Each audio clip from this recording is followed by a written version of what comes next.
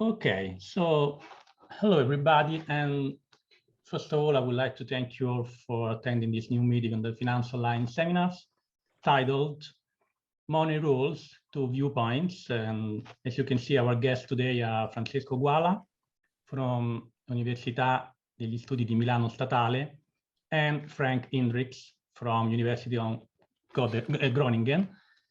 And in this new meeting, we'll talk about money and what it is, possibly what its future, from two partially different viewpoints. So Francesco and Frank will argue for two slightly different viewpoints on money. And so I would like to thank Francesco and Frank for accepting our invitation. And as usual, before starting the meeting, I would like to remind you of the format of the meeting. Francesco and Frank will talk for about 1 hour. They will split their time, and so they will talk for about 30 minutes each. And then we can open the debate where everybody can ask questions, and please keep your question reasonably brief so everybody has a chance to ask. And as usual, you can ask your questions in the chat room or directly in the video by raising your hand in the reaction menu of Zoom. And so I think that's all from me, and we can start the meeting. And I thank again Francesco and Frank, and I pass the word to Francesco. Thank you, Francesco. Okay, thank you very much. I'll just share the screen.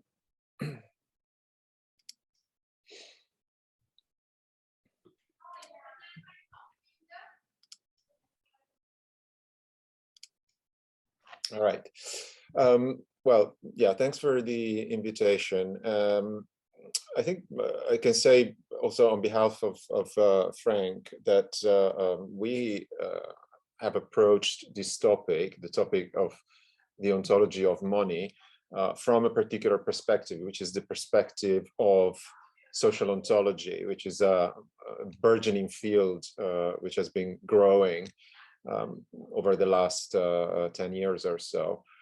So maybe, you know, what we're going to talk about, or the way we're going to talk about money will look a little bit odd to some of you who are more interested in finance, but you know, we're philosophers of finance only to the extent that we're interested in the ontological status of some peculiar entities like money. And there's no doubt that money plays a central role in finance. Okay, so what I'm going to present is really an ongoing flow of thoughts about money, which started a few years ago, about 10 years ago, when I was writing Understanding Institutions, which is a book that came out in 2016. And it's really a book about institutions generally, but one of the central cases, one of the central examples that recur in the book is money. And this is because money has attained this status of a key test for any theory of institutions. I think it was probably John Searle who elevated money to this status of key test case for theories of institutions. So what I said in Understanding Institutions, I think is still largely valid, but you know, I came back to this topic a couple of years ago for this special issue of the Journal of Social Ontology. So there's this other paper that you can see here, which is freely available online and that you can read if you want. Okay, so I'll follow in particular the structure of the paper here. And the paper opens up with a little bit of polemic about different ways of doing social ontology. And in particular, I have a few critical things to say about those philosophers who think that the best way to do social ontology is to start from our ordinary conception of the social world. And they basically think that this kind of folk ontology constitutes a rich and, in a way, unavoidable starting point for any philosophical theorizing about the social world. So here I've just mentioned, I've just quoted Lynn Rudderbaker, who is one of several philosophers who holds this view. So what is our ordinary world made of? Well, the folk ontology of the world is, is an ontology of cats and dogs and trees and cars and, individuals, butchers and bakers and things like that. And in the case of institutions, or, the institutional world or the social world, it is largely also an ontology of middle-sized objects, obviously not cats and dogs maybe, but, dollar bills and universities and groups of people, maybe, like the Supreme Court. And we all know, as that philosophers for a long time have been fascinated with these middle-sized objects, and they've spent a lot of time asking questions that are really, really hard. I mean, questions that do not seem to have obvious solutions, like, what happens if suddenly all the members of the Supreme Court are killed in a terroristic act? I mean, does the Supreme Court cease to exist? What happens if you replace, all the members of the Supreme Court one at a time? Is the new Supreme Court a different Supreme Court from the previous one? When exactly, the Supreme Court ceased to exist and took a different identity? So, there are plenty of puzzles of this kind. So if you don't believe me, you can have a look at, some of the literature, and it doesn't seem to stop. I mean, this literature, is an endless source of discussion among philosophers. And in spite of the attempts of some people like Frank, but also Amy Thomason and others, to sort of stop this flow of paper and say, just, stop talking about these things, there is a continued interest in such questions. Okay, so there is another way of doing. So my guess is that many of these puzzles, of these philosophical questions, are a consequence of our taking this folk ontology too seriously, and that we shouldn't do that, and that there are other ways of doing social ontology that start from different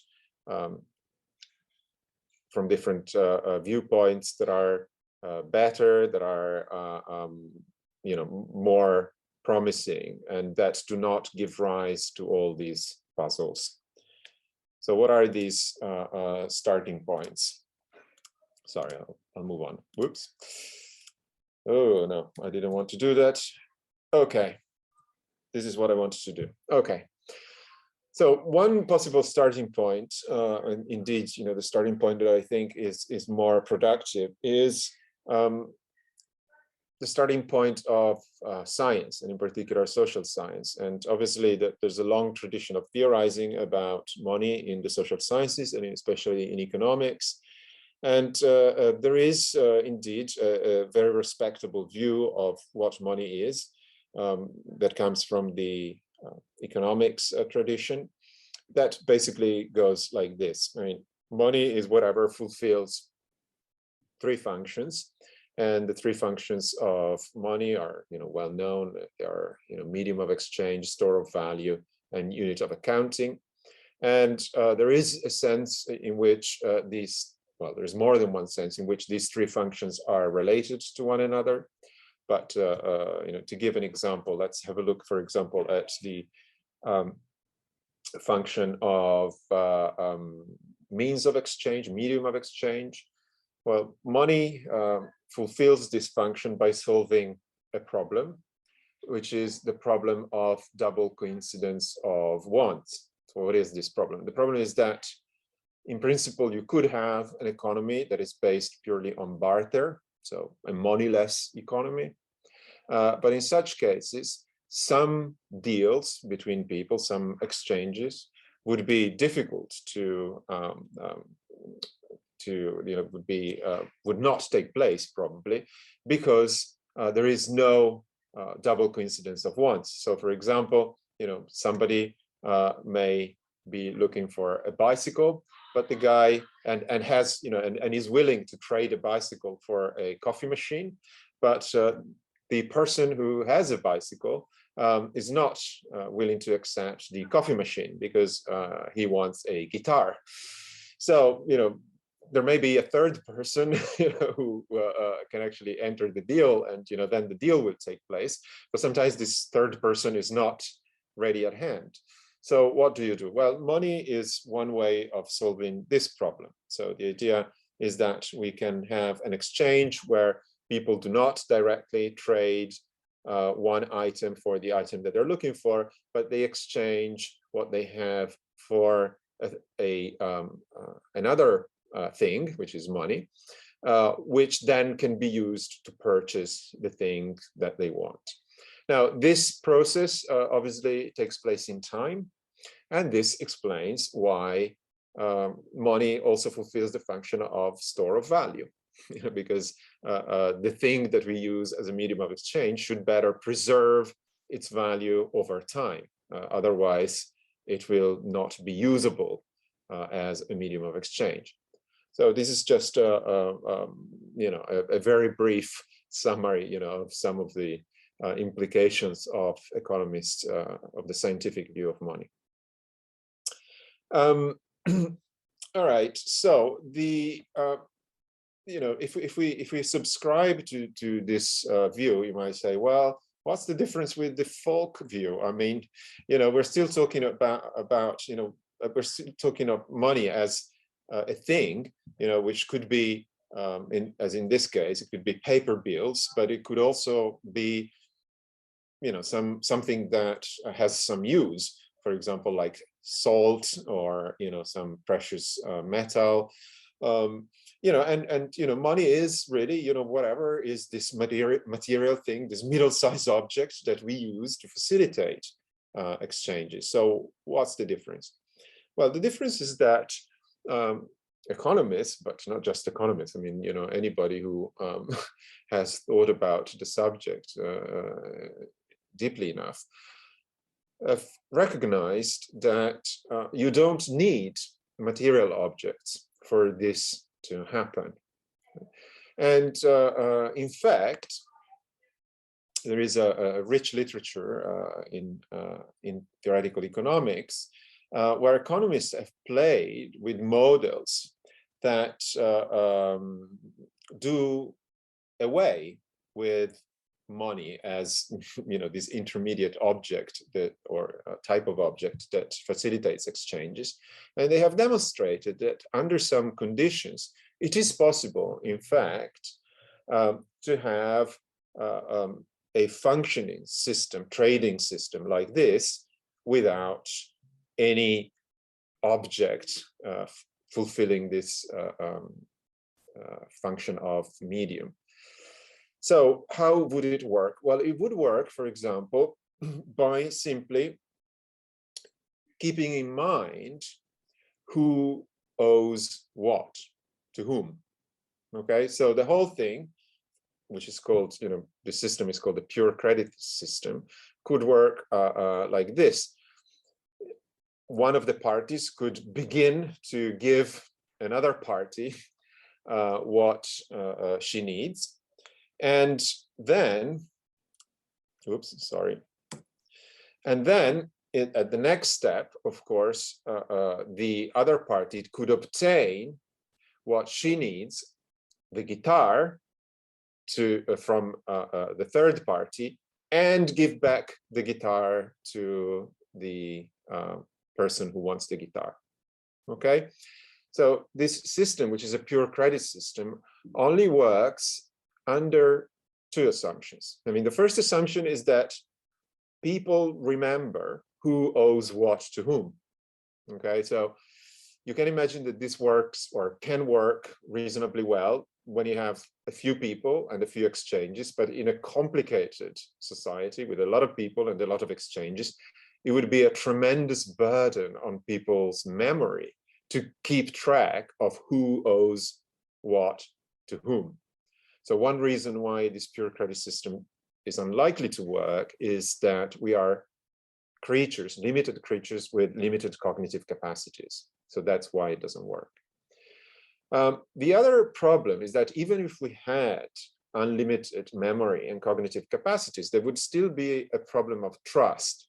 So obviously, Jill on the left could say to John on the right, I will give you a guitar later. But who guarantees that the guitar is going to be given at a later stage? After all, Jill has already gotten what she was interested in. And this is called, the problem of imperfect commitment. We can make promises to other people, but how do we know that other people are going to believe and trust our promises? And, there is, of course, an answer to this as well. And the answer is this. You need some people to enforce the trades that have been agreed. And I hope I haven't already offended Russian people in the audience. I could have used the Italian mafia. All mafia systems, at least according to a prominent theory of mafia, are basically ways to replace the state and support people and make sure that people, honor their commitments. And especially in the criminal world, it is essential that some people have this function of making sure that others honor their commitments. It's a protection system. Okay, so you might think that this literature, this highly theoretical literature, is of little use, of little practical use, but it is not, because it does demonstrate that we can have essentially a monetary system that does not rely on concrete objects. And it helps to explain, for example, why our monetary systems are quickly moving towards highly abstract recording systems. So most of the money that circulates in the world is actually not a material object, but it is just recorded electronically in the banking system. Okay, and the reason why this works, obviously, is that there is trust in this recording system. So this way, both of the problems, the problem of imperfect commitment, but also the problem of cognitive limitation, memory, are solved at once. Okay. So, but obviously, this works only, under the assumption that we are willing to follow certain rules, right? And these rules are the rules that govern, in fact, the financial institutional system. The rules that govern the banking system, for example. And that's why, so I'm coming here to more or less the end and the more important point that I want to make in this talk. This implies that if we want to understand money, the best starting point is not to start from the idea of money as an object, and in particular as a concrete object, but it's better to start from a theory of institutions, which is not, it's not terribly surprising that I believe this, given that my interest in money comes from my interest in institutions. Okay, so money can be many things. Money can be a concrete object, like the paper bills that we carry in our pockets, or it can be an abstract object. What it is defined by the institutional rules. Okay, so that is the sense in which, if you are interested in the ontology of money, you should start from a theory of institutions rather than from folk intuitions about what money is according in our ordinary way of speaking. Now, this is not a peculiarity of money. I think that it is, in fact, a general feature of many institutional objects. I mean, institutional objects are mostly, I'm tempted to say always, but I'll keep it a little bit weaker, are most of the time, are objects that help institutions fulfill their function. And given that the function of institutions is usually a coordinating function, typically institutional objects are signaling devices that tell people what to do in certain circumstances. Think about traffic regulation devices. Now, the most familiar traffic regulation device obviously is a traffic light, and traffic light is definitely a concrete object. We all know how it looks like. But it doesn't have to be a concrete object. So in fact, we could use rules that regulate traffic without the help of traffic lights or concrete objects. For example, we could have a rule that says that, for example, at any crossroad, I don't know, I've chosen a crossroad in Paris here, the crossroad between Boulevard Saint-Germain and Boulevard Saint-Michel.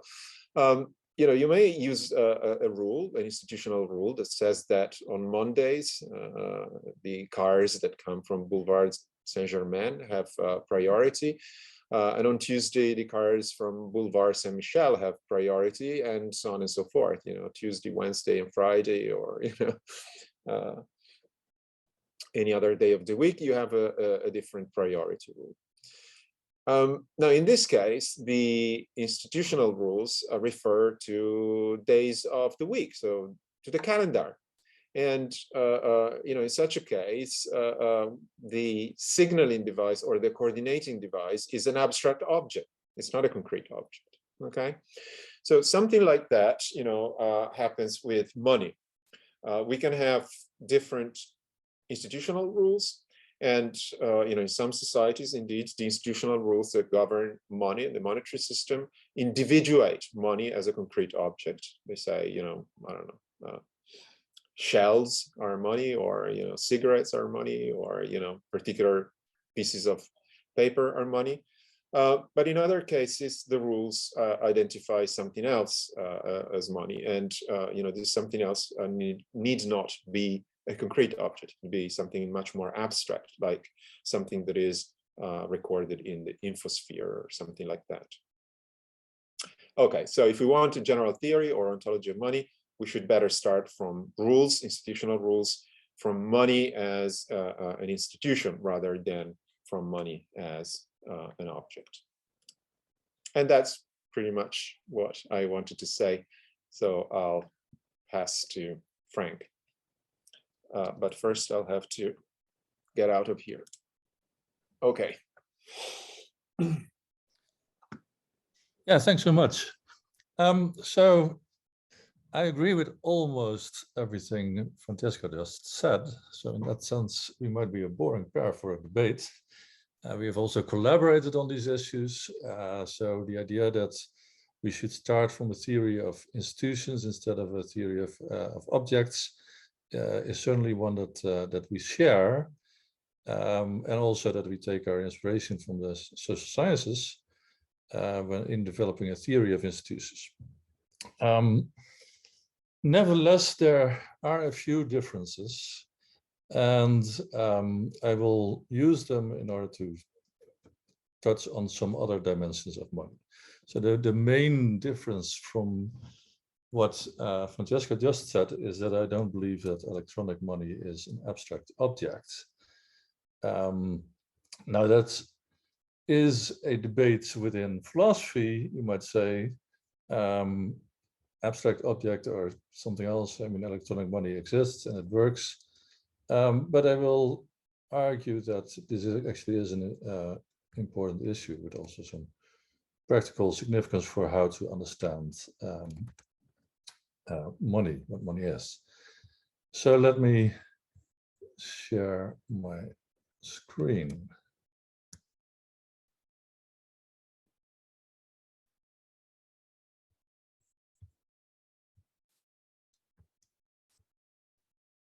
Okay.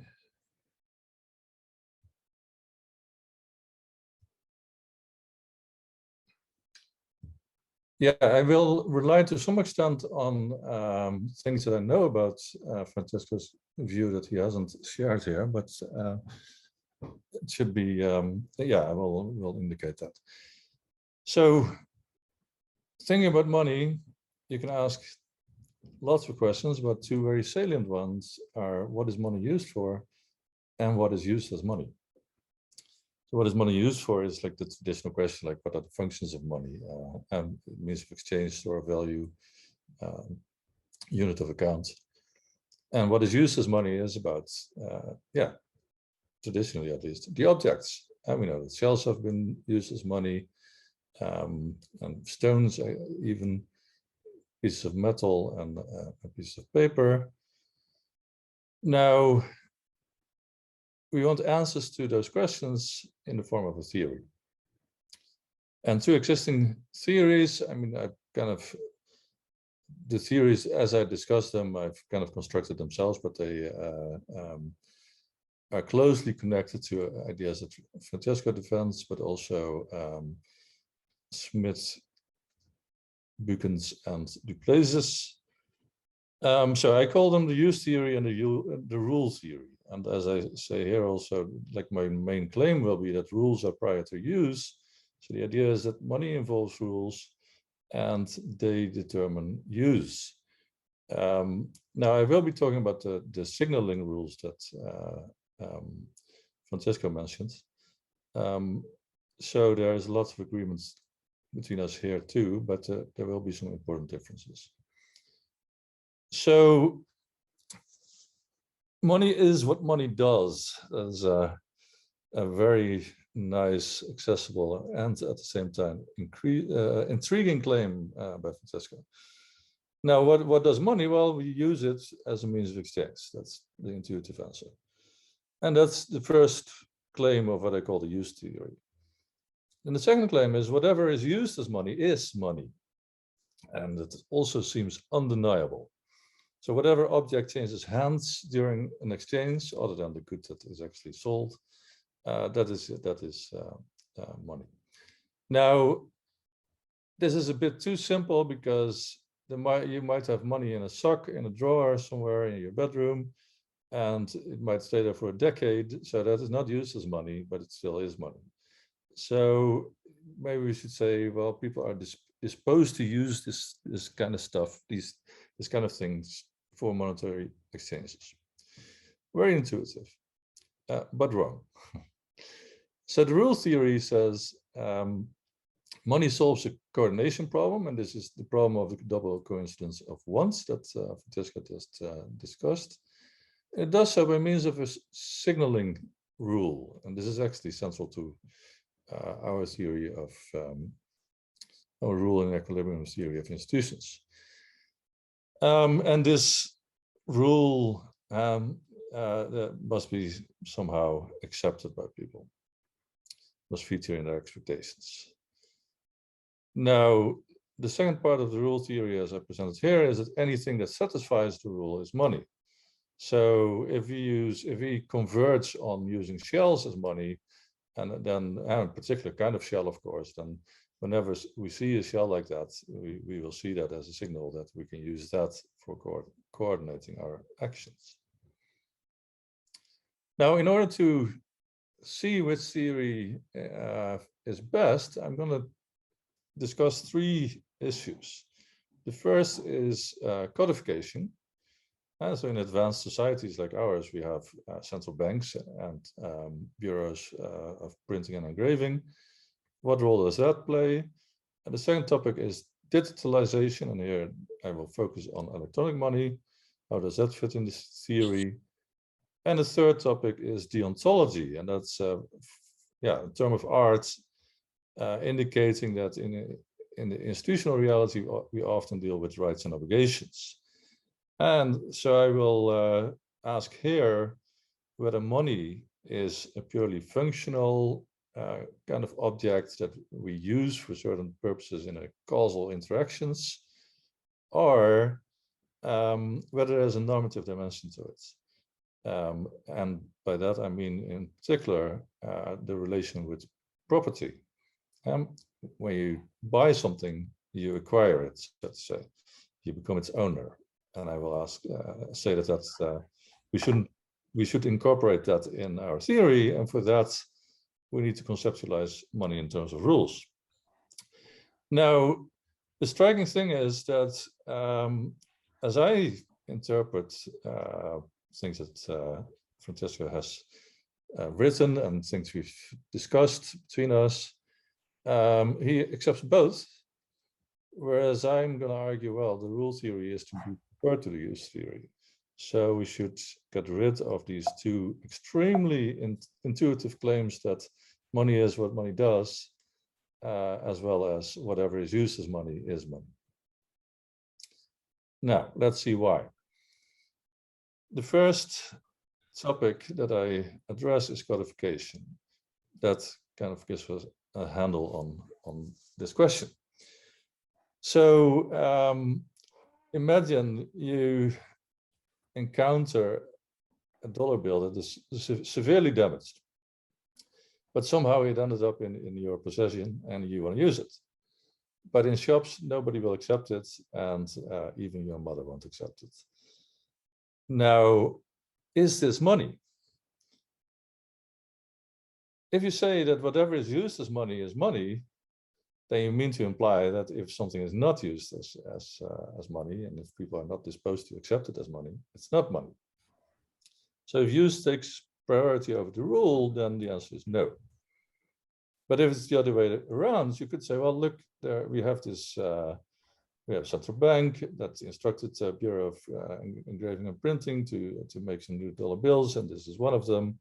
And even though it's hardly recognizable as such, it's still the real thing, right? So it satisfies the conditions of the rule, at least to a sufficient extent. Maybe even parts of it is missing, like a corner, but still.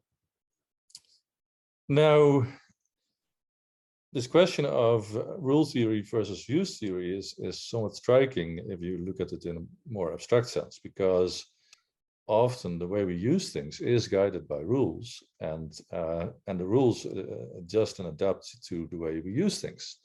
So why think that these two things come apart? Often they don't.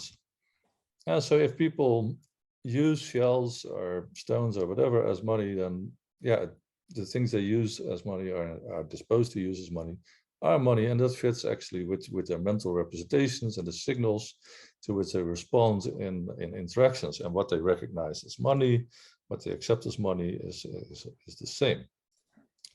And usually they do so accurately. And you can imagine that someone might mistake a certain kind of shell for the kind of shell that is used as money, and then there is a bit of a debate maybe. But with most kind of naturally occurring objects, such problems will not arise that often.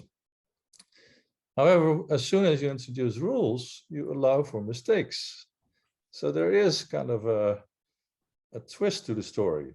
A rule says, it should be this kind of shell, and if it's not, then it's just not money. So given that we can have arguments about, well, is this money or not, this particular object, I would say, we should defer to rules. Now, as soon as you look at examples like the dollar bill, this argument becomes even stronger, I think, because then the kind of money that's at issue is codified. So, and why is it codified? Well, it signals, for instance, that there is a state backing up the currency, and the entity that, and the state has an interest in restricting the money supply, or at least controlling it, but also to prevent counterfeiting. So they construct this complex signaling rule with all these features that a dollar bill has, including a watermark and whatnot, to prevent people from counterfeiting. But that seems to mean that the rule takes priority over use. So it's just too simple to say whatever is used as money is money. And of course, there might be lots of things that are unofficially used as money. But in this case, the fact that the severely damaged dollar bill is not used as money doesn't entail that it's no longer money, because the codification process narrowly defines what counts as a mistake, as something, as if you try to use it, that the other can legitimately say, no, that's not money. I'm not accepting it for that reason. So it seems that codified rules have priority over use, and that's one argument in favor of the rule theory and against the use theory. So I'm going to say that a severely damaged dollar bill still is money. One consideration is also it's a token of a type of money. As long as this type of dollar bill is still in circulation, you can point out, well, look, it doesn't, yeah, it's damaged, but it's still similar to the others. The other thing is it malfunctions. You might say, because you cannot use it anymore as money, you shouldn't say that it's not money. You should say that it is money, but it malfunctions as in that role. So if you want to have a story about money and its functions, you should also accommodate the possibility of malfunctioning money. And the damaged dollar bill seems to be an excellent example. And finally, consideration is you can actually take the damaged dollar bill to a bank and replace it with one that is not damaged. I would think that that also supports the claim that it really is money. So that is the first consideration in favor of the rule theory. Now, the second one is about electronic money. So the question is whether electronic money is an object. And doesn't seem to be, right? It's not a concrete object, at least, because you don't use something like a piece of paper when buying something with electronic money. Now, how should we understand that? Because, yeah, Francesco is right that anybody who has thought about the topic deeply enough has come to the conclusion that we can do away with digital money, with concrete objects as money. And this conclusion is very easy to reach nowadays, now that we use electronic money. But still, yeah, we also use objects as money, and we seem to do that for good reason. But why exactly, and how does this, I don't know, two kinds of money, electronic money and material money, how should we think of those questions? Well, analog money, as I'm going to call it, so the ordinary money that involves an object, that is a means of exchange. So you actually use the object in an exchange, and it's a concrete object. And it provides people with purchasing power. So anybody who has a dollar bill in his pocket that he legitimately obtained has some amount of purchasing power. But that, you might think, means of exchange and purchasing power are one and the same thing, and they are extremely closely related, but a means of exchange is an object and purchasing power is a property of an agent. So if I have the object and it's legitimately mine, then I have a certain amount of purchasing power, and this power is mine, and that's a property of mine, just as certain powers I have as a professor are mine. Now,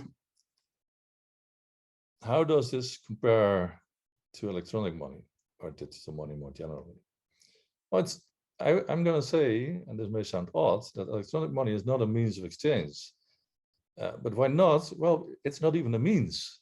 It's not an object. It's not a medium of exchange. There's no concrete object that is exchanged, that facilitates the market exchange. But it does provide people with purchasing power. So I can have a certain amount of purchasing power because of the money I have in my bank account, which is just an electronic registration. And this is a dispositional property of me. So I can use electronic money, and then others might be disposed to accept it or not. Now, some people, and here is a second disagreement with Francesco, because he is one of them, say that electronic money is an abstract object. Now, one problem I have with that claim is that abstract objects are abstract, and they cannot interact with the real world. They cannot enter into causal relations. So it's as if they are in a kind of Platonic heaven detached from the world. And electronic money is just an institutional entity that functions quite well in our market exchanges. Now, there are ways to fix that. Philosophers have thought long and hard about what an abstract object is, but there's another reason. And so the people who say that it's an abstract object, they are fascinated by the fact that all you need to get a system of money going is representations, at least if you had infinite memories and all that. And that seems to imply that there's nothing concrete, so it must be abstract. However, the fact that something involves representations doesn't mean that it's abstract. I mean, the fact that I'm a professor also involves representations, not only representations by colleagues and all that, but there's also some document that actually says that I'm a professor. But that doesn't turn me into an abstract object, let alone the fact that I am a professor. So, yeah, I think we should. And so if you think about money and you encounter money that is not a concrete object, the natural conclusion to draw is, well, it must be an abstract object. So in that sense, I can totally sympathize with people who draw that conclusion. However, I think there is an alternative, and that is to say, well, it's not an object at all because it's a property of an agent. And this fits very well with the story about the function of money that Francesco also shared. Like ultimately, it's about solving a coordination problem, this problem of the double coincidence of wants. And what we achieve when we solve that problem is lower transaction costs as compared to a barter economy. I think of the bike and the guitar and all that. It's such a nuisance to, if you want something from someone and you don't have to offer what that person wants in return, then you have to find a third person, if not a fourth person, and it's going to be hugely complex. So those are transaction costs. But with money, you don't have those transaction costs there. So the total transaction costs become significantly lower. And the thing to notice is that the electronic or digital money performs this function without a problem. So whereas concrete money does away with barter, digital money does away with concrete objects altogether. So all you need are representations and also signals. I was in, so you might have all kinds of signals. Also, even on the device that you use for paying something electronically, and will indicate that the payment has been successful. So I'm going to conclude that electronic money is a property of an agent, and the property is that of purchasing power. Now, why is this so important? And this is, of course, very much a philosopher's obsession, this question. Is it an object? Is it a property? Well, it does help to shed light on why concrete objects are used as money in the first place. As Francesco already mentioned, objects help institutions function. They facilitate usually coordination between people. And that's extremely important, of course. And yeah, the thought experiment that we can do without objects can be useful, but that presupposes that we have unlimited cognitive resources and that we can actually be bothered to remember all these things. Now, it's similar with chess. I mean, you can play chess in principle. If your memory is good enough, you could just play chess with someone else without using a checkerboard. But that doesn't mean that the checkerboard is not an object. So we use the objects to enable coordination with limited cognitive resources. So we offload some of the cognitive requirements on our environment by using objects. And that's very, very smart thing to do. Now, the other thing to note is that nowadays our technology helps us to do so much more effectively. And as long as we trust this technology, if you're not afraid that you wake up and that your bank has suddenly removed a zero at the end of your bank account, and that you have only 10% left of what you had yesterday, then this works fine. So thinking about electronic money helps us to think about the ontology of money as a concrete object versus a property, as I propose. And that in turn helps us to see better why we sometimes do use objects. Okay, let me turn to my third and final topic, deontology. So deontology is about rights and obligations. So I'm going to ask this question, which seems exceedingly silly at first. What is exchanged in a market transaction? Well, yeah, if you buy a good, it's a good, and if you buy a service, it's a service. But I think that's too quick, because what is exchanged actually are rights. So if you buy a good, you exchange property rights over that good. So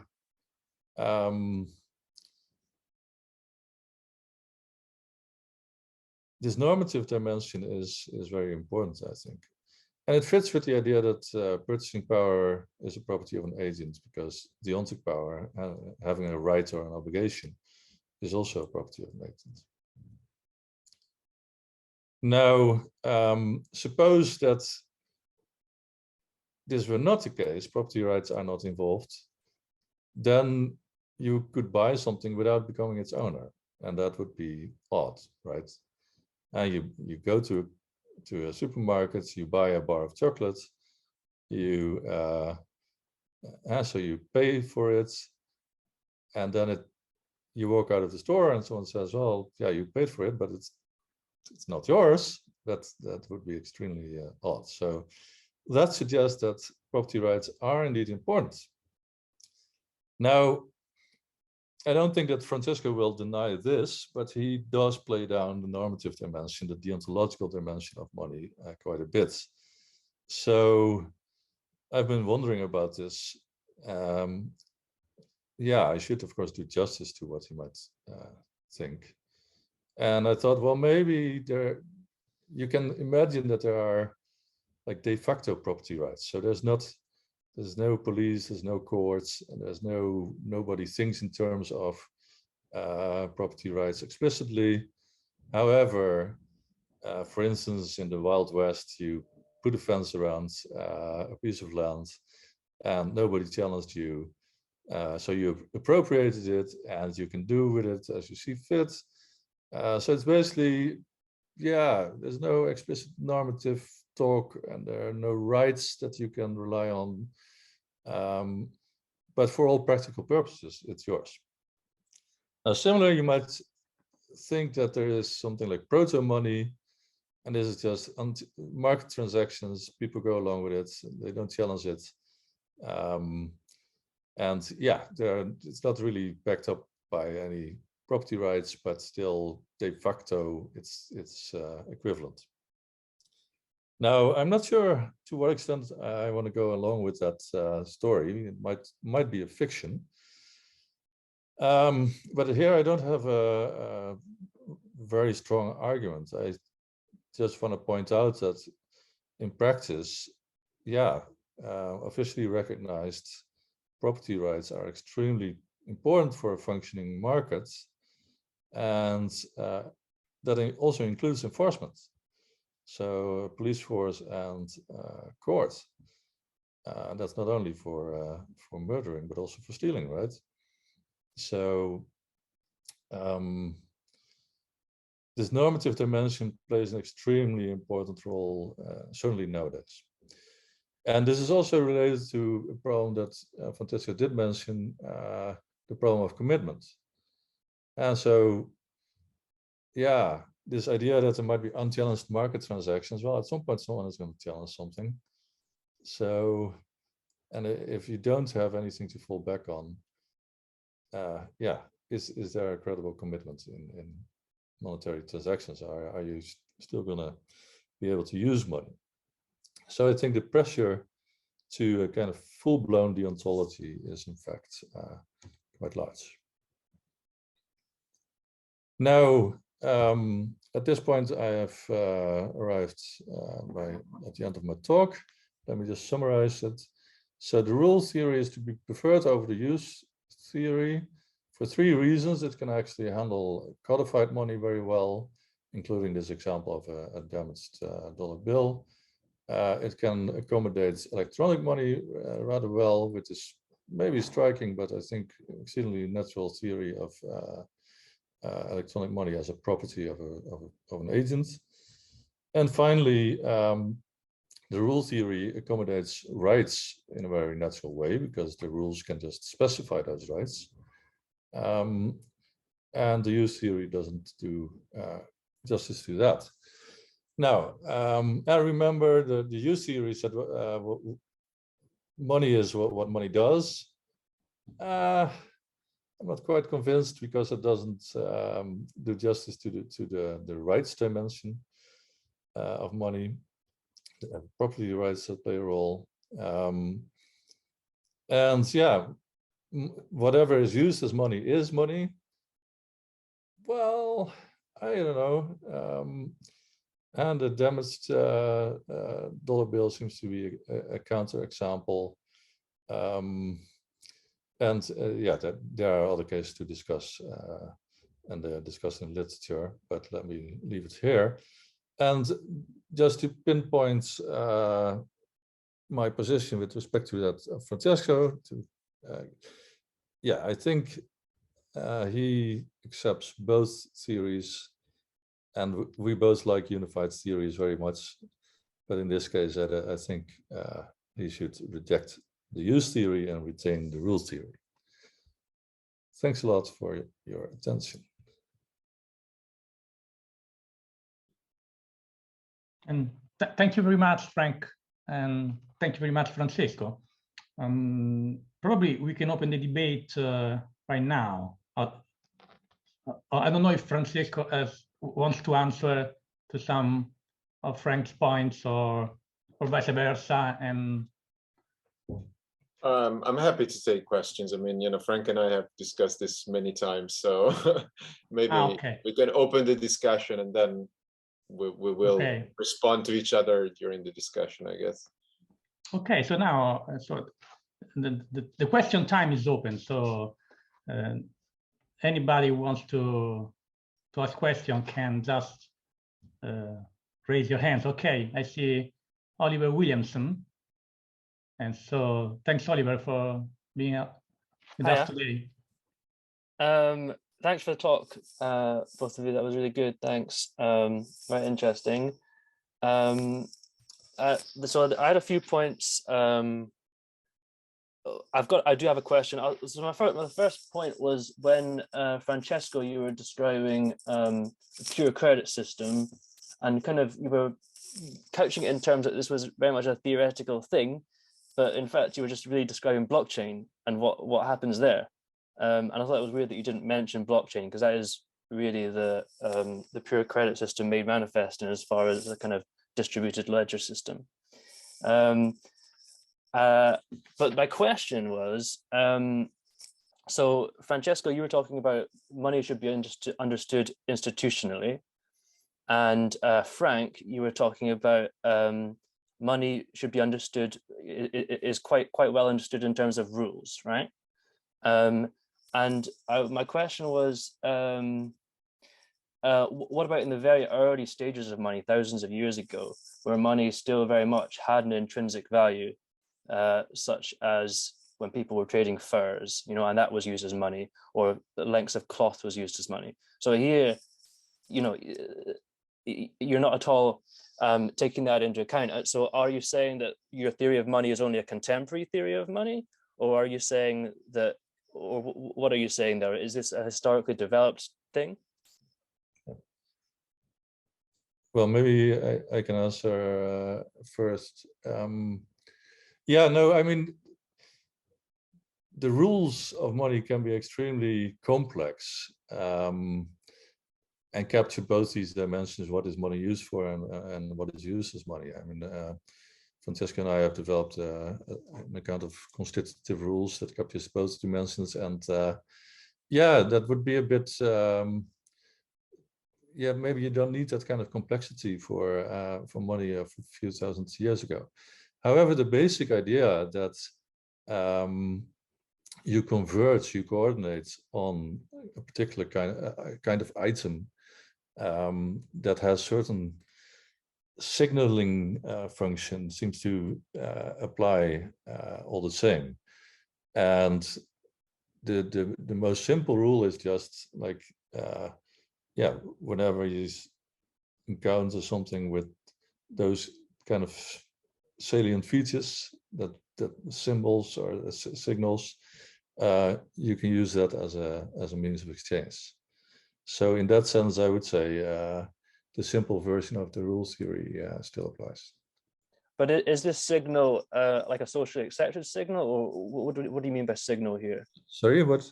What do you mean by signal here? Yeah, I mean this term.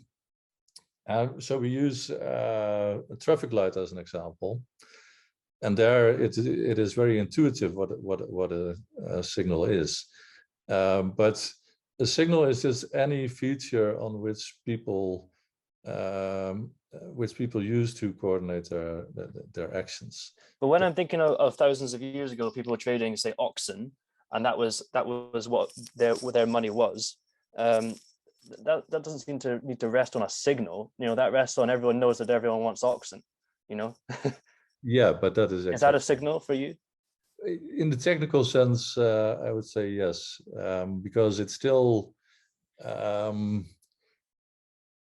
you don't buy it as a good for consumption, but you use it in exchange, and you still need to have kind of common knowledge of that, and for that you do rely on certain observable features, so of the entity.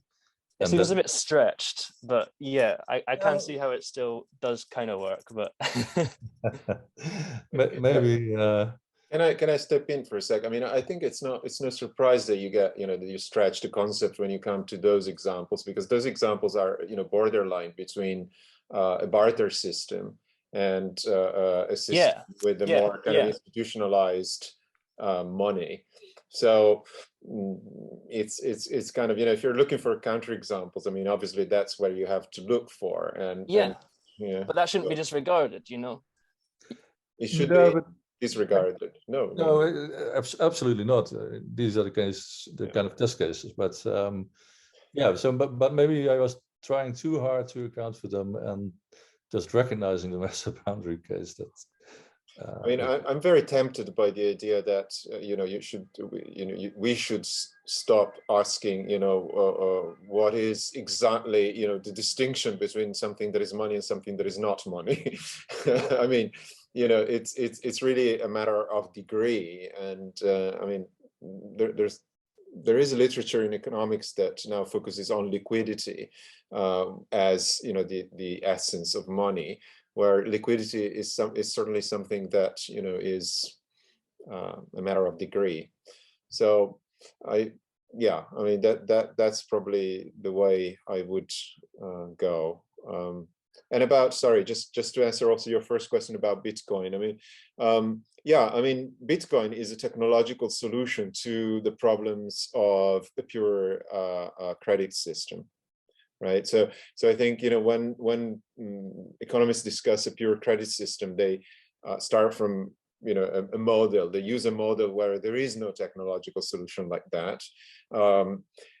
But obviously, very ingenious people have managed to find a solution that solves at least some of the problems, or maybe all of them, who knows, of the pure credit system.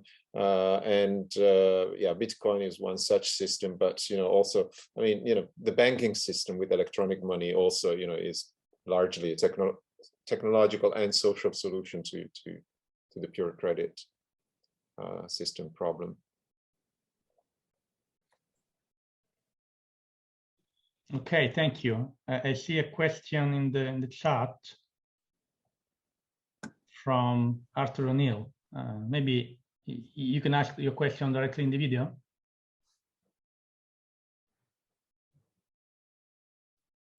No. Unclaimed money. I can. I'm in Australia, so it's 4 a.m. So excuse me, I'm not very well dressed. Thanks very much for the talk. That was very, very interesting. Kept me awake. But I'm wondering, Frank Hindriks, is unclaimed money a problem for your theory? No agent to have the property? No, but yeah, so, now I see. No, because I end up with a dualist theory. So I say money is either a means of exchange, and then it's a concrete object, or it is a property of an agent. And then that will be the case when it's a digital, there is no concrete object. So unclaimed money cannot be digital. That is the kind of implication, I suppose. But you can still have lots of, I mean, you can lose money and then it lies somewhere. Or yeah, I don't know. I mean, maybe you have a particular example in mind? Well, I suppose I had the thought of just, a $20 bill on the ground. But I think there are examples of people who had Bitcoin and lost their code. Yeah. So but arguably the Bitcoin's still somewhere, but it's fairly platonic sort of somewhere. Well, but it is still theirs, right? They just cannot use it. Well, it's not really a very usable property. Yeah, okay.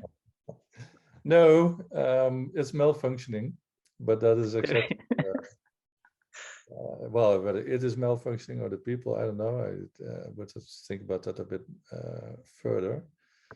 But like the idea is that in principle, digital money always comes with a representation of an agent.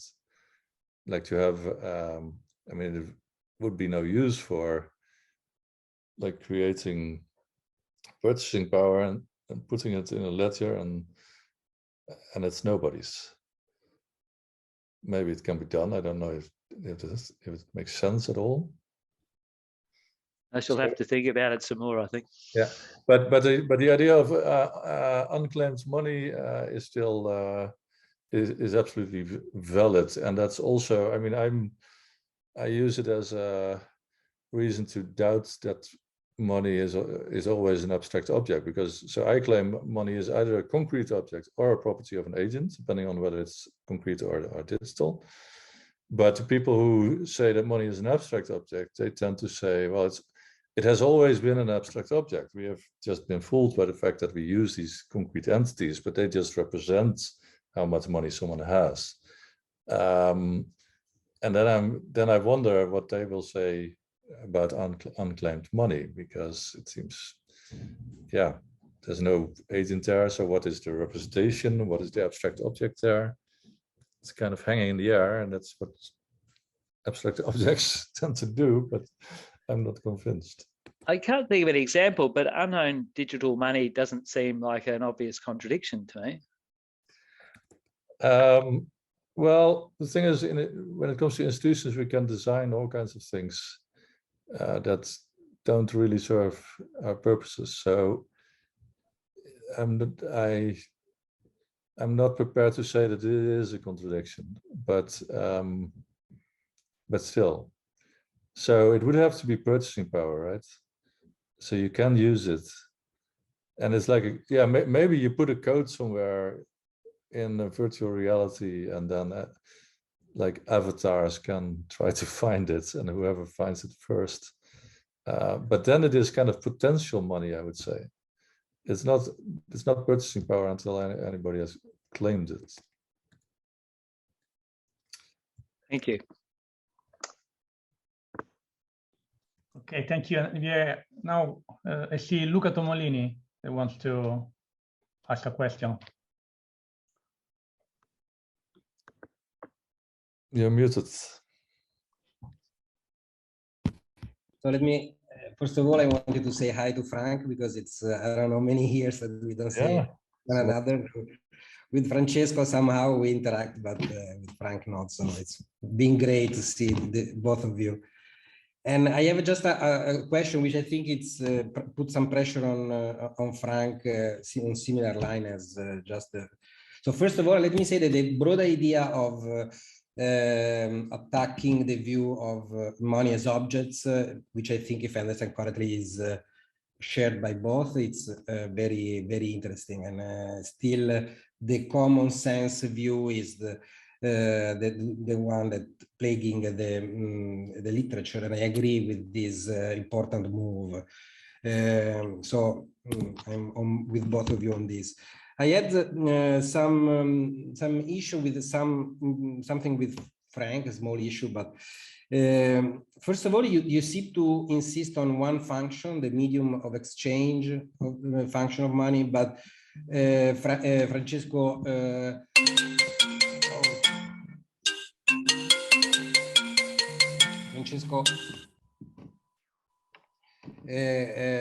point to at least to two other functions of money, and some of these, the store of value and unit of accounting, they somehow I think have some implication for your objection at the beginning. For instance, the disposition of use, when money is not used, is it money? Well, if it's still a store of value, it's money. You don't need to challenge its existence. But beside this point, I wanted to understand better about the idea of property of agents. So either money is a concrete object or is a property of an agent.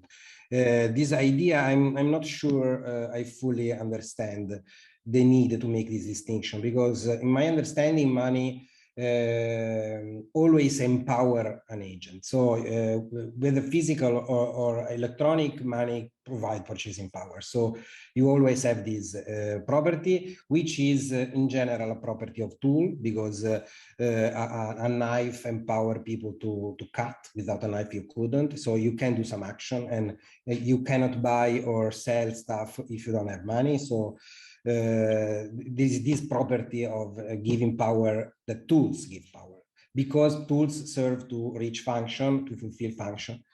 So in the case of knife, it's a physical function. In the case of money, is a social function, not mysterious function. Is something which require cooperation of many people, and it's the kind of, I think, things that you can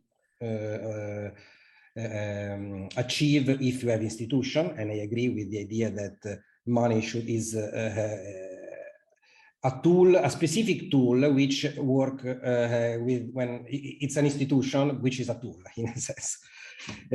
So my point is that although I agree that electronic money empower an agent, but the same is true for physical money. So I don't see a distinction here, which is need to be made. That's yep. So first about functions, yeah, I mean, there's much more to tell, of course. But if you just focus on means of exchange, store value, and the unit of account, I'm inclined to say that means of exchange is primary, and these other two functions are derivative. So that's why I didn't talk about them. Now the next question about electronic money versus ordinary money. Well, look, all I'm saying is that when concrete objects are involved, then those objects are money. So as we intuitively think, so I want to stay close to the folk view here. But we cannot say that in the case of electronic money. So because there is no object. So the way I put it in my presentation was to say, well, there is not even a means of exchange. There's just purchasing power. And of course, you're right to say that when we do use objects, there is purchasing power as well. But then I said, well, yeah, but that person has purchasing power, whomever legitimately has the object. So the object plays a non-redundant part in the story, and that actually has the status of money and is naturally called a means of exchange. Whereas in the case of electronic money, we need to switch. It's kind of a truncated view of the status of money because there's no object involved, no means of exchange, and it's just purchasing power. And yeah, so if that all sounds natural and it just sounds a bit too complicated, then I hope you're on board. Because we can keep it simple and say, well, yeah, of course, money always involves purchasing power, and sometimes we use objects and sometimes we don't. End of story. But yeah, at the next level of abstraction, philosophers might start worrying, and I think, and I'm very curious what Francesco thinks about this. So the abstract object has a view. So some people say money is always an abstract object, and that is like a unified view, and philosophers like that, and it fits. It's kind of elegant, and so it must be true. Now, both Francesco and I say, well, no, that's not going to work, because when money is an object, it actually is an object. It has the ontological standing of a material object. And then we still have to say something about electronic money. And I say, well, it's not even an object. It's just a property. And that might make some philosophers more nauseous, because then it's not just that I say it's not, and we start from the view that some money is a concrete object, and then the other kind of money is not concrete, and it's not an object either. And it's like too much to take.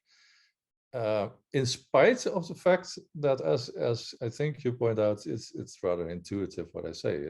There's always purchasing power, and that is what remains in the case of electronic money, and in the case of object money, so to say, there's more.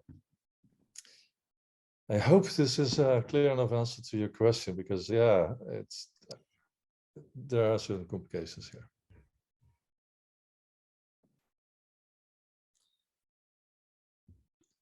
Okay, so I don't know if Francesco wants to add something to this point.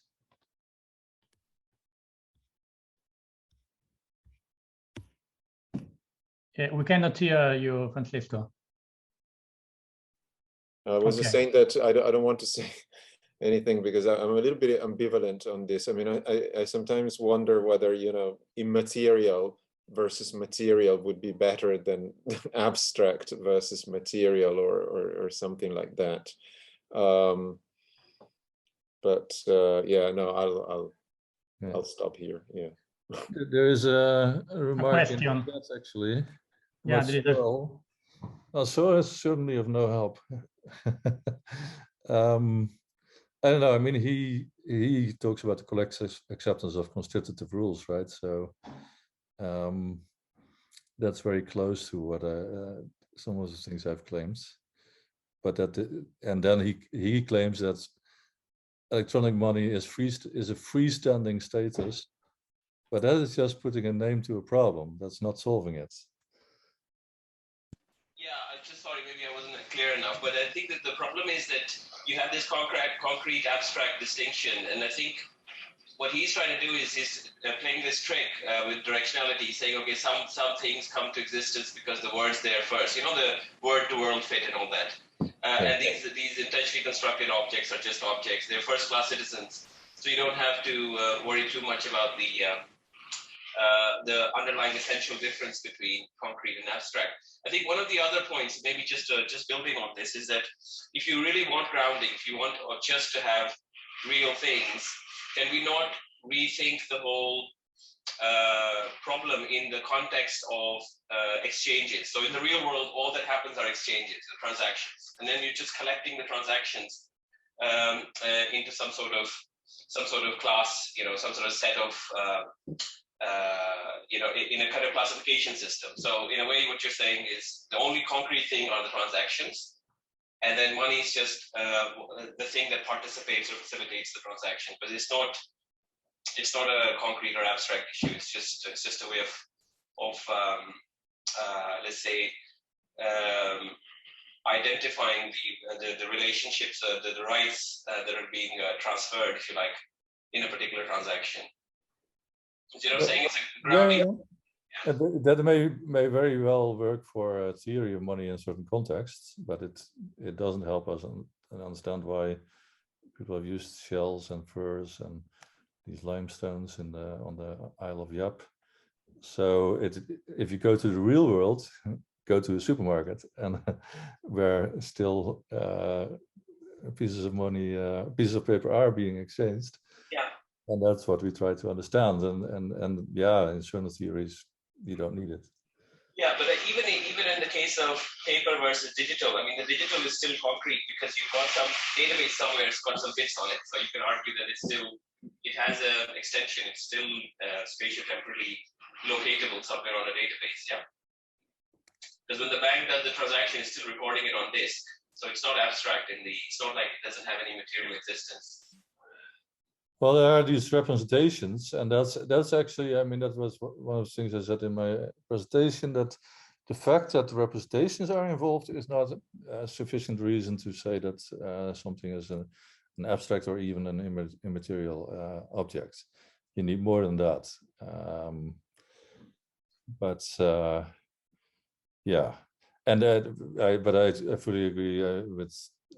So yeah, calling it immaterial kind of.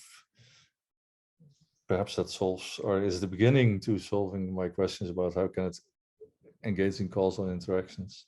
Yeah, yeah, that's my worry as well with this abstract stuff. You can't ground it, so how are you going to? It's just some ghost territory.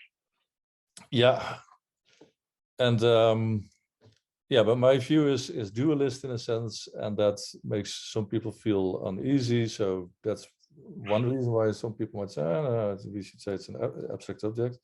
But then my main argument is actually, well, look, purchasing power is involved anyway, and it's quite an intuitive view. So what do you have against this view? So quite curious what kind of objections there will be at some point. Okay, thank you. Okay, so now we have Melissa Vergara. Thank you, Melissa. I think Oliver was first. Yeah, but maybe it's better to give the word who has never spoken. All right. Okay. So thank you. Yeah, I think I have two questions. So thank you for your talk, by the way. So the first one, I guess, is just kind of that I think I have, well, different concerns, and that would be like, okay, how can these views, either the rule theory or the use theory, inform our understanding of money in the financial system? So in a way, I can understand the philosophical discussion, but I guess my question is, does it transcend the interest of philosophers, or is there anything that we can do with this to make sense of what is actually going on? That would be my first question. And the second question, I am just thinking, I would say that regardless of, I mean, I think in the discussion we have, or well, you have been discussing or talking about, what is it, electronic money. I am not sure about whether you're here talking about cryptocurrency and that kind of thing, or whether you're talking about the money that I would, like my account in my bank account. But either way, I think we could make the case to say, well, anything that is not dollars or euros, and I think we could even make the claim that it's not dollars, is simply just credit, right? It's simply just a way of accounting for credit. So related to what Francesco was saying of this pure credit system, because that's somehow what we have. In the end, we are facilitating our transactions, right? If I go and I buy myself a coffee, then I will be able to get my coffee in exchange for simply a transaction, accounting basically that is going on between myself, my bank, the bank of the coffee shop, and so forth. Right? And in the end, right, whenever we have financial crisis, people are really just looking for the real thing, right? The dollars. The real thing. Well, because this is otherwise it's just credit, right? So my question is, could we just say that there's simply just no electronic money, but money will always be this, whatever is the last resort that nowadays we consider, or is actually factually the US dollar, given the status that the US dollar has in the monetary system, global monetary system? So my answer to your first question is divide and conquer. So of course, I mean, when I was preparing for this talk, I made lots of notes and kind of sharpening my thoughts, and then I looked at them again and I was like, yeah, half of those notes are not gonna trigger anyone in any respect. There's just maybe good for philosophical discussion elsewhere, but not for today. But I thought they were fascinating. But the other side of it is, if you start thinking at this very abstract level about what money is and what money does and what is used as money, you are forced to turn to questions like your second question. So it's just basically starting from first principles from a particular perspective. Of course, you can start from another end, and then hopefully we can meet at some point. But yeah, so your question about credits, I'm not sure I fully got it. Maybe you can say a bit more, but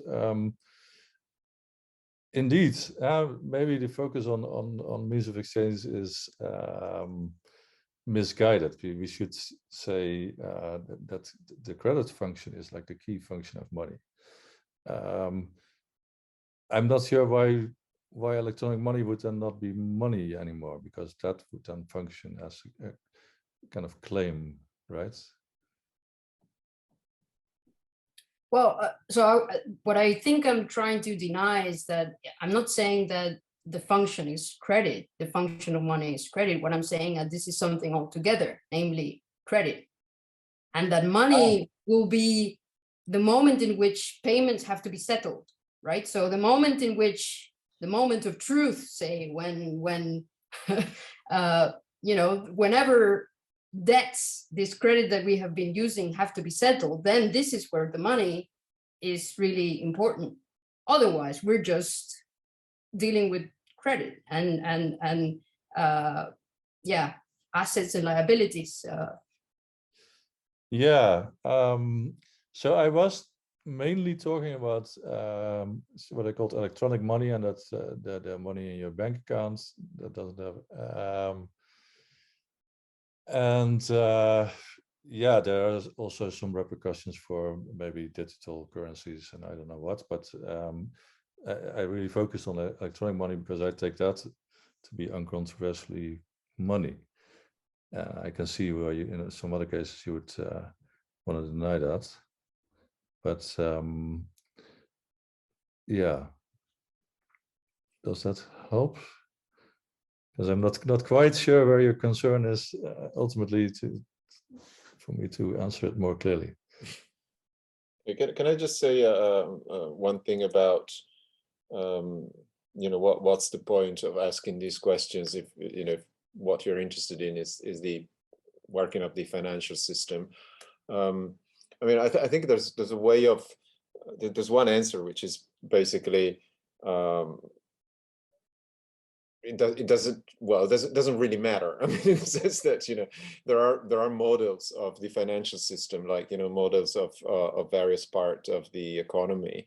And, you know, if you have a sort of purely instrumentalistic view of these models, you know, then your concern is to say, well, you know, do they work? Do they not work? And, you know, whether there is a sort of coherent conception of money, which is somehow presupposed by these models, which are really plumbing, right? They're really plumbing models, like money circulating, you know, from one part of the economy to the other. Well, it doesn't really matter. I mean, you know, whether there is a sort of coherent conception behind it. So you might answer it that way. I mean, but I guess, you know, what one thing that philosophers are interested in is to you know, ask the ultimate question. You know, what is the world made of? And some philosophers think that well, the best access that we have, or the best bet that we have about the way the world is to look at, you know, what scientific theories tell us about the world. So at that point, you know, which I guess, you know, is part of what we're trying to do here. Other philosophers disagree, by the way. Other philosophers think that, you know, you should have other information, you know, as your source about the world. But the problem is that as soon as you start doing that anyway, you immediately face a lot of puzzles, and it's neither the scientific worldview nor the ordinary worldview are very transparent and very clear about what is it that we're talking about, you know, when we talk about money or other things. So I take that to be an interesting philosophical question. It may not shed a lot of light on the working of the financial system, but we have other sources of information about that, I think. Okay, thank you, Francesco. We have another question coming from Oliver Williamson, so I give the word to him. Hey, thanks. So a very small question, well, maybe small, but small to put it, but maybe it's quite large, is that there's been no mention of value and the concept of value. And I think this is quite strange. I mean, I'm quite new to the field, really, so I don't know if, you know, if I'm missing something fundamental. But yeah, neither of you in your talks or in the discussion prior have really talked about value and how that has any bearing on your theories. Mm-hmm. Yeah, I mean, I don't know. I'll try to give an answer. I mean, most money nowadays has no value in itself, in the sense that it doesn't have, you know, it cannot be used apart, you know, from the use as medium of exchange, in the sense of, you know, purchasing something else, or maybe not today, maybe tomorrow, but or be used as collateral in some other financial activities. So that's what liquidity is. I mean, in fact, liquidity is liquidity value. That's what it is. So so the fundamental idea is that money is something that has this value of being easily used to buy something else, to acquire something else.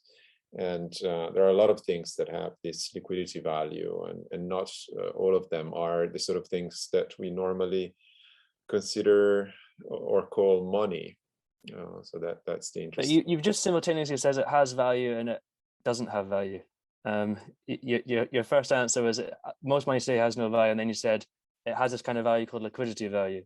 Yeah, no, I said it has no value, the sort of value of use apart from the use of being, a medium of exchange. Okay. So what are you meaning by value here? Well, like, the value of that has a piece of meat to satisfy my preference, that, I'm hungry, so I want something to eat, that sort of thing. Yeah. Mm-hmm. But simultaneously, you've got a use theory of money, right? Which is saying that money is useful, and that's what money is. And are you saying that isn't a valuable thing, that value has nothing to do with the use? Absolutely, but it's a very specific kind of value. So I didn't say that it has no value. I said it doesn't have the sort of value that most things have for us. That they satisfy our desires, except for some psychopaths who like to have money for the sake of having money. Some people are like that, but for most people, having money in itself doesn't satisfy any desire. I think there's I think there's a rather large amount of people who like having money for the sake of having money, to be honest. But more than just psychopaths. But I don't think so. I think they like other things that you can purchase with money, like power, status, things like that. But yeah, but they might like it to the extent that it's the potential of those things. Sure. Yeah. So I would insert what Francesco said, just where I talk about purchasing power, more or less. I mean, give or take a few things, but purchasing power is also something that comes in degrees, just as value does. Okay, thank you. We have another question from Luca Tumolini. Thank you, Luca. Very quickly, and if it's too late, I can just stop. Very, very quickly, the last point of Frank on rights and property rights and the exchange of property rights. So my question here is that ownership, I believe it's presupposed by money, but in the sense that pre-exist and enable money, and it's independent from. So even if you have a barter system, you need to have ownership. Otherwise, barter doesn't work. So whenever you change, I think Francesco left this implicit because didn't really develop. But whenever you exchange two goods, then you are exchanging also property rights in those goods. Otherwise, I would take it back from you. So we need to have an implicit understanding of ownership and how this ownership change when transferring a good from one from the other, and you can have this understanding independently of money. So it's true that money has also this presuppose this, but it's independent. Yeah, no, I totally agree. So I think you only strengthen my points. Like if barter already presupposes property rights, then money certainly does. The reason why I think it's an interesting point to make anyway is that some talk about money and its functions is so, suggests like a use theory. It's all about use and there's no normativity involved at all. It's just objects that we use for a certain purpose. And I think that ignores the normative dimension of monetary reality.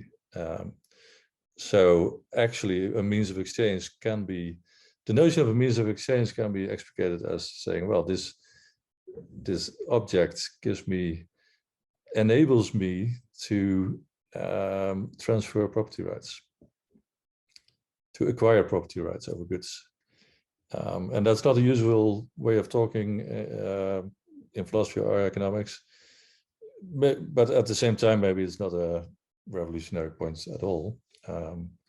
It is only interesting as soon as someone starts denying it. I was hoping to trigger Francesco, but maybe not today.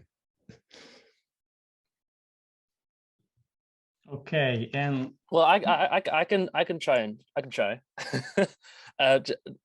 Directly to your point, and which is that how on earth does that explain how money can measure the value of things? You're saying that seems quite at odds with what you're saying as far as it's a thing which lets us exchange property rights. Sorry, I mean, so if property rights are exchanged in a monetary exchange, then the story about value remains the same, right? And this is basically supply and demand. I mean, this involves the market for those goods as well, right? So I'm not sure whether there's anything more special to it, because I think the kind of supply and demand story slots in nicely here. So the fact that it has value is captured by the notion of purchasing power, because the more value it has, the more purchasing power the person has. And how much value it has is just explained by standard economic theory. thank you, Frank. And I don't know, I would like to take advantage of my position as a chair to pose a couple of questions to both of you. I don't know if you have time to do it. So my first question is about, my questions are about digital currencies, and the first one is about the proof of work and the process of mining that are so demanding in many cases in terms of environment, that poses a problem of sustainability. And so I'm wondering if we use these kind of architectures to produce digital currencies, probably we should upgrade our ontology of money also in the light of sustainability. And that was made clear by Elon Musk himself when he dragged down the prices of Bitcoin, saying that they are not sustainable in the long run. And my other question is about, probably is directed more to Francesco, is about money and metaverse. I mean, it is a glimpse into the future. And so the idea to have these transactions in the metaverse seems to be strongly unlinked from the political and also territorial structures of nationalhood and also other institutions. So it seems that if metaverse is going to take off, as it seems to be, probably we'll have a kind of money that are not so linked to traditional institutions.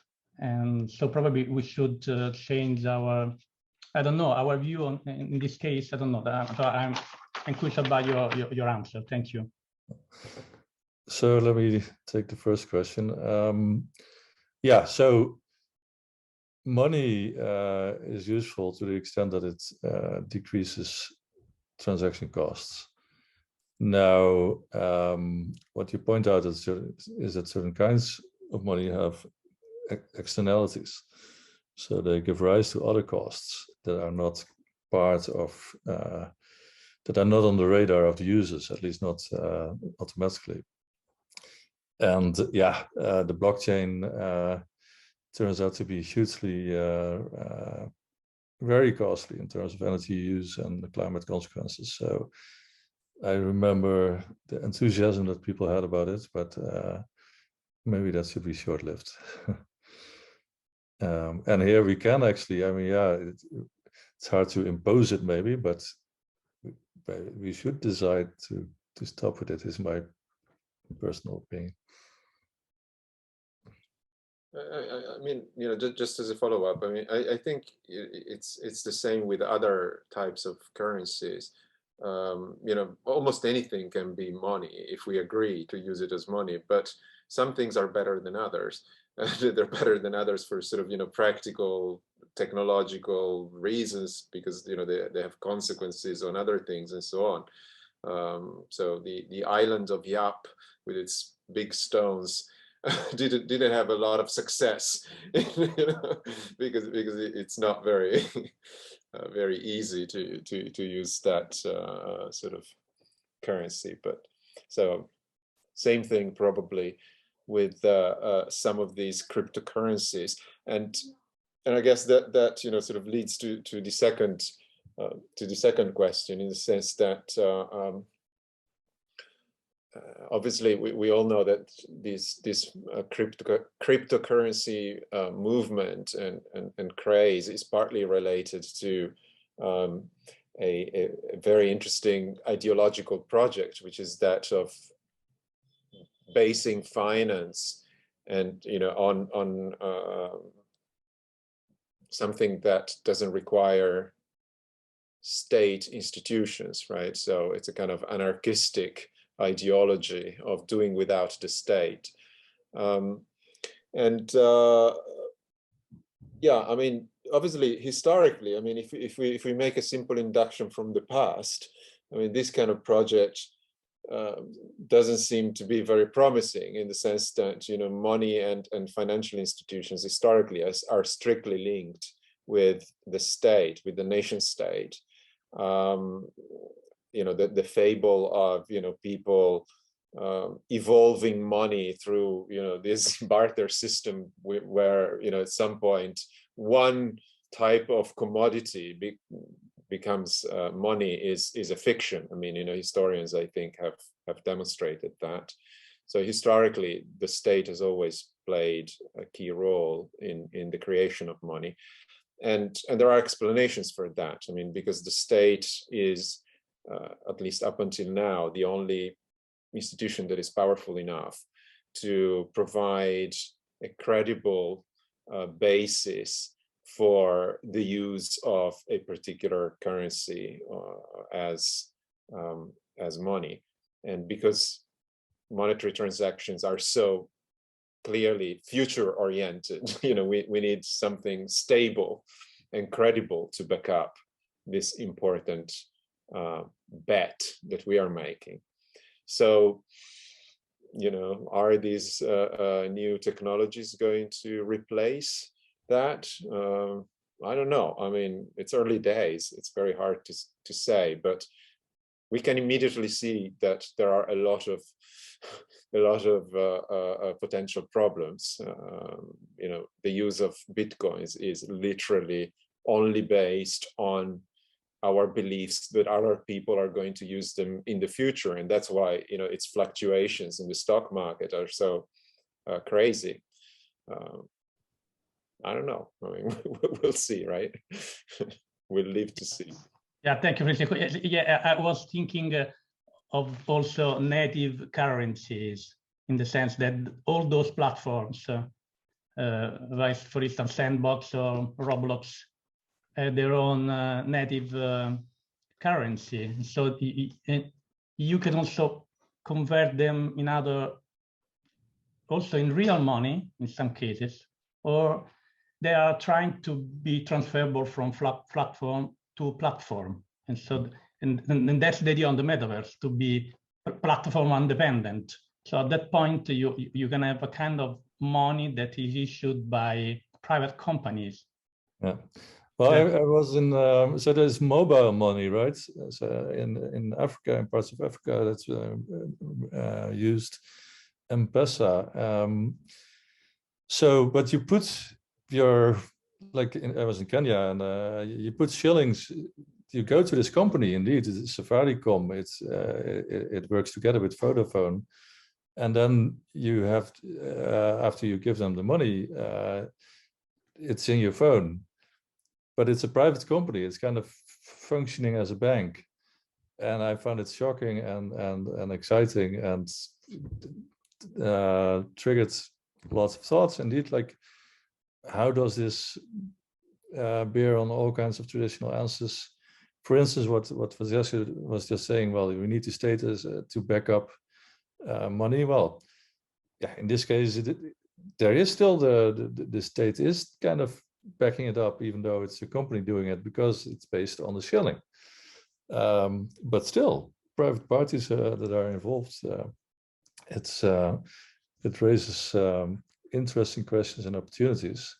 And in this case, it tremendously decreases the transaction cost of banking for ordinary people, because there are millions of people in Africa who are not even able to get a bank account because of all kinds of barriers to entry. So yeah, this notion of transaction costs keeps coming back in my thought about these things. Okay, thank you, Francesco. Thank you, Frank. Maybe we can stop here, I guess. It's about 2 hours that we are discussing this very exciting issue. And so thank you all for being here today with us, and I hope to see you. The next meeting in the Phinance Online Seminars will be very soon, at the beginning of April. So thank you. Thanks, everybody. Thank you very much. Bye-bye. Bye-bye.